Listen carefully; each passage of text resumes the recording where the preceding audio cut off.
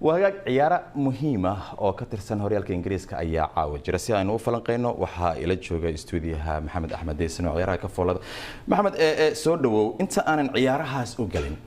وحاول عياري عاو مانشستر يونايتد يا أرسنال معلنك عصب كوحدو أي إمك كانتي كارين أنت لا جايوكو يلاندونا عيار تعاو sida aan la socono macalinka warqadii oo shaqada ayaa ka maqnaan laakiin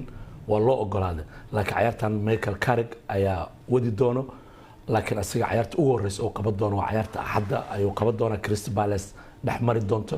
kadibna waxa uu xigay Champions League Young Boys oo qaban doona kadibna Norwich ayuu tagi doona macalinkaana waxaan la soconaa inuu yahay nin lix bil kaliya joogayo Manchester United rabana Manchester United qab ciyaareedkeeda inuu dhiso waxaan ogeyn ciyaartii dhex martay Chelsea iyo Man United isbedel weyn inuu ku jiray ay dhaxda aad u buuxiyeen oo Chelsea geesaha ka socotay ay ka ilaaliyeen taasna ay barbardhac ka keeneen shaqo fiican ay wadeen waxaana looga fadhiyaa ciyaartooyga Leo Ronaldo iyo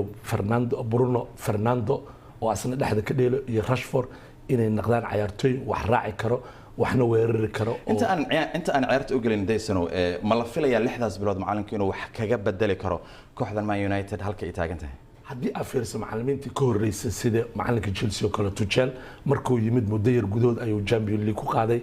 macalinka kale oo Jarmalka laftigiisa oo yimid Liverpool laftigiisa isbedel ayuu ku sameeyay kooxda asna waxa looga fadhiyaa muddo yar oo kooban inuu kooxda wax kaga bedelo qaasatan aanu u tagno ciyaarta Arsenal iyo Manchester ee caawa wada ciyaarayaan labada kooxba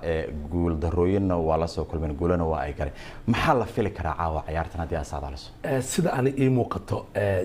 Arsenal waxa ognaa inay ka soo adkaatay Newcastle waxa ognaa koox walba ka adkaato oo ilaa hadda wax guul maysan gaarin saas daraadeed Arsenal ma dhigi kari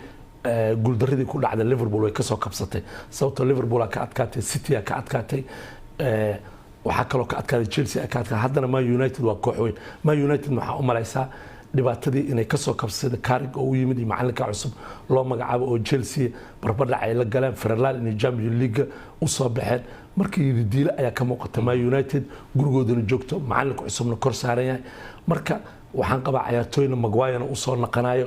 marka saas daraadeed waxaan qabaa in ay Manchester ay haysato fursad caawa ay guul ku gaarto waagartay kooxaha kale ee macalinka iyagana bedela Tottenham ayaa kamid ah caawana waa ay ciyaarayaan iyaga maxaa la filayaa ciyaartii ciyaarana caawa Tottenham waxa ognaa sida Conte u yimid in kooxda aysan wax weyn aysan qaban laakiin